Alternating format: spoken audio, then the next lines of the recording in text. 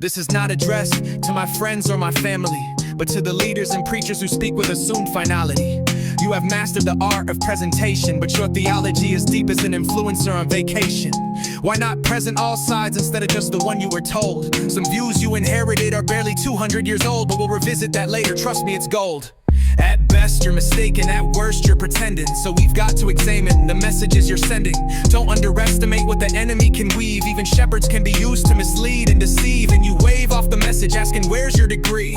How did that work during the pandemic, the shutdown, and with the vaccine? We saw how much nonsense gets a pass when it's signed with a PhD. Martin Luther came along and showed us the way to not appeal to authority and be led astray. Degrees aren't enough, they're not even required for truth. Just follow the branches all the way to the root. How do I know that it's not me too? Because you can judge by the fruits which we're about to do. You need to examine and look for yourself, not just sit there like an elf on a shelf.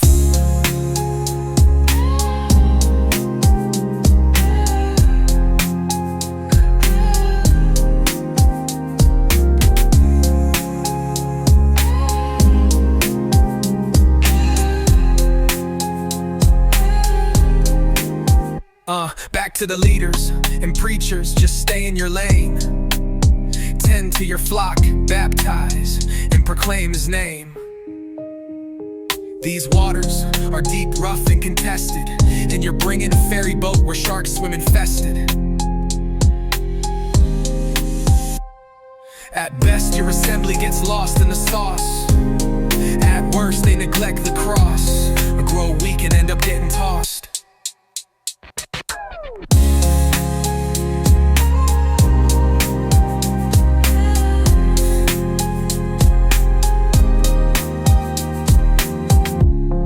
Underestimate with the ever, what do we got to get, and what we got to get.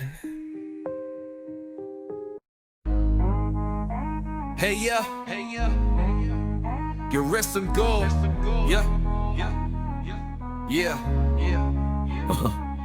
I'm not stressing if you're right or wrong. Your ungodly reactions prompted this song. You mutilate the body and its limbs when you malign your kin over minor doctrines. Calvinism, dispensationalism, and Zionism. Your focus on these isms is creating a schism. Essentials, non-essentials, you understand? Then why obsess over that piece of land? Oh, you don't like my tone, I don't sound like a friend. Pause this and go read John 3 verse 10. Turning molehills to mountains, minors into majors, trading gospel gold for speculative wagers. We are united in who he is, what he did, and where he is. But you obsess about God's chosen promises for who, what, where, and when. Beyond Galatians 3:29 is distorting your mind by pushing what should be in front all the way behind. You turn what is mystery into literal history. Romans 11, Gog, Magog, that's the tail wagging the dog. Your theology is 200 years new, but I don't need a fresh interpretation, tell me what's true. Yes, I'm referring to Darby and the Schofield Bible. I thought you knew.